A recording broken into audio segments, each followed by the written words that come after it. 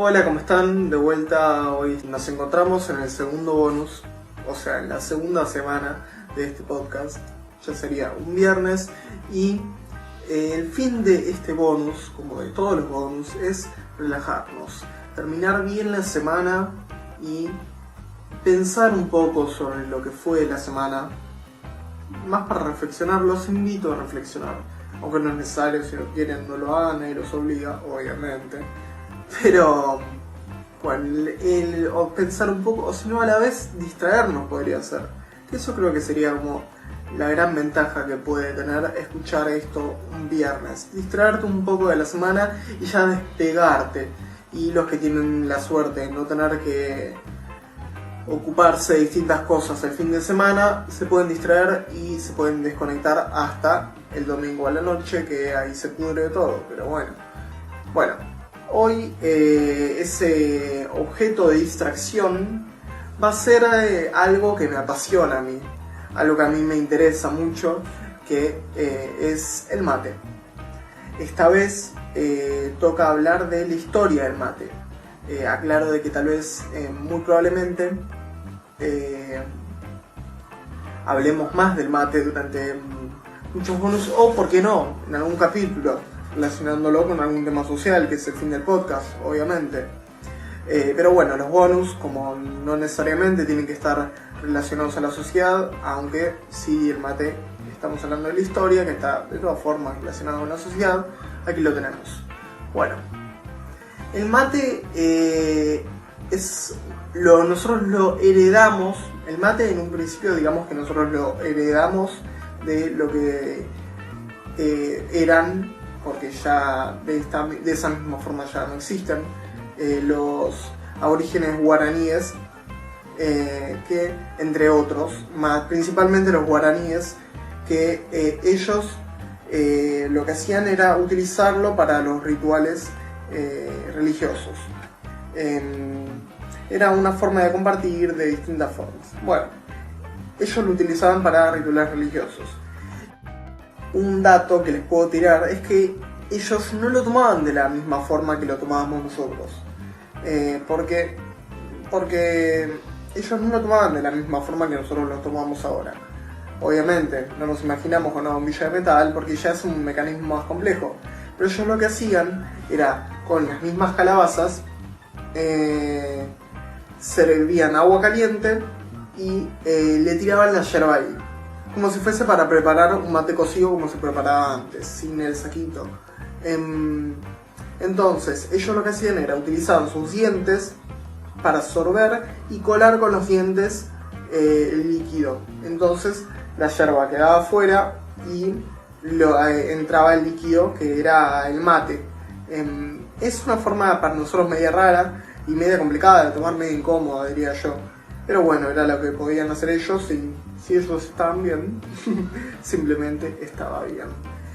Bueno, y preguntemos, ¿por qué calabazas? Bueno, en esas zonas lo que era la calabaza abundaba, directamente podríamos decir que abundaba la calabaza en la zona. Había calabazas y ellos lo utilizaban para casi cualquier cosa, hasta les puedo decir que hacían botes con calabazas, las dejaban crecer un montón, después las ahuecaban y ahí tienes una calabaza, una calabaza, y ahí tenés un bote. Bueno, y algo raro que es una incógnita que hasta ahora los historiadores no pueden resolver es cómo los indígenas lograron conseguir ese mecanismo, esa receta para que la yerba mate tenga esas características, porque la yerba mate no es simplemente la hoja, tiene que pasar por un proceso, para poder tomarse, para poder consumirse. Entonces, ¿cómo lo aprendieron? No sabemos, simplemente. Ellos, en sus mismas leyendas, explicaban cómo, pero siempre lo ponían de una forma de leyenda, exactamente.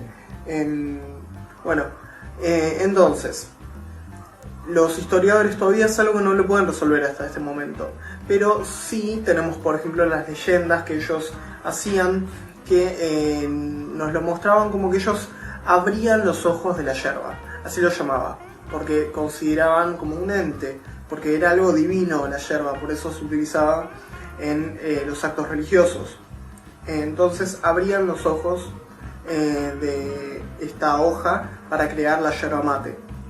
Y bueno, todo siguió así de esta forma, sin ningún avance significativo, hasta que llegaron los colonizadores, los españoles. Acá el punto principal fue los jesuitas, porque ¿qué pasó? Por décadas la yerba mate quedó en el olvido. Literalmente estaba prohibida por el rey.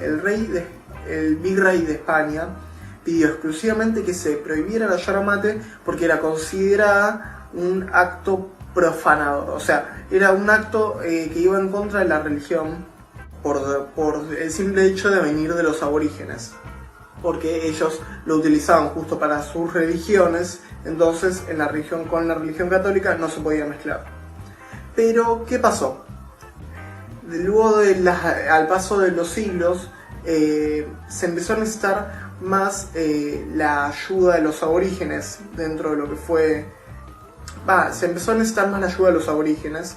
Entonces los jesuitas, que eran los que más se contactaban con ellos, empezaron a compartir la yerba mate con los aborígenes. Entonces, lentamente fue integrándose en todas las castas y se fue popularizando. Entonces, ¿qué pasó? Los jesuitas, que no eran tontos, se dieron cuenta que era muy viable comercializar la yerba mate. Entonces, ¿qué hicieron? Pusieron a laburar a todos los indígenas para que produjesen yerba mate y así ganar plata, simplemente eso. Entonces, así más y más, la yerba mate se fue expandiendo por toda Latinoamérica y se fue también modernizando. Por ejemplo, se implementó la bombilla, que en un principio era una canita con pelos de caballo, así era, los pelos del caballo lo metían en una punta, entonces eso servía como filtro en la canita para poder sorber. La calabaza se mantuvo, pero de todas formas en algunas zonas tuvo cambios, como por ejemplo con el auge de la plata y el oro, la plata de Potosí por ejemplo. La clase alta la clase alta del puerto de Buenos Aires, por ejemplo, creaba mates específicos, decorados con oro, plata y también distintas joyas. O sea, se hicieron mates muy caros, muy especiales. Entonces como que cada vez el mate iba adquiriendo un mayor valor social, podríamos decir. Y así cobraba más importancia. Bueno, de a poco se fue convirtiendo en una costumbre, hasta que bueno, llegamos al punto de que se convirtió en una costumbre y era considerado. Y bueno, en su momento, ¿cuáles eran los mayores productores de yerba mate? Bueno, Brasil, por ejemplo, y Paraguay. Pero bueno, con el tiempo Paraguay fue decayendo y Brasil siguió en el poder, pero luego vio más viable la producción de café y bajó la producción de yerba mate. Eso hizo que la Argentina se convirtiera en el mayor productor de yerba mate. Se produce en Corrientes y en Misiones, con diferentes calidades de cada una. También se sigue produciendo en Paraguay y Brasil, pero principalmente en Misiones, podríamos decir. Y bueno, así llegamos luego con una Argentina que es el mayor productor de yerba mate del mundo, exportando una gran cantidad, principalmente a la República Oriental del Uruguay, después a otros países del mundo. El mate se convirtió en una costumbre latinoamericana en general, porque en muchos países, como por ejemplo Chile, Argentina, Brasil, Paraguay, Uruguay, es una costumbre muy grande tomar mate. Cada uno su forma, con distintas yerbas, con distintos mates, hasta con distintas bombillas. Entonces se fue transformando, simplemente. hasta el clima, creando en Paraguay se empezó a implementar mucho el tereré, o sea, mate con agua fría en vez de agua caliente. Y bueno, después llegamos a momentos más actuales, como que por ejemplo la Argentina empieza a exportar grandes cantidades de yerba mate a Siria. Es algo de que mucha gente lo desconoce, y por esas zonas la yerba mate es muy conocida. Es el mayor importador de yerba mate del mundo después de Uruguay, y nuestro mayor comprador también después de Uruguay. Y bueno, después llegamos a este momento, al presente, de que el mate se va transformando, algo que yo hace un tiempo, cuando empecé a averiguar sobre el mate, pensaba de que como que el mate se está perdiendo, pero yo llegué a la conclusión de que el mate se transforma simplemente. Con el tiempo se va transformando el mate, porque me di cuenta de que empecé a pensar de que los jóvenes no tomaban mate, pero después me di cuenta que no era para nada así. El mate es una costumbre de que solo cambia con el tiempo. Tal vez se toma de distintas formas, pero siempre se tomó y esperemos que se siga tomando. Es una de las costumbres argentinas que, para al menos para mí, es una de las más lindas.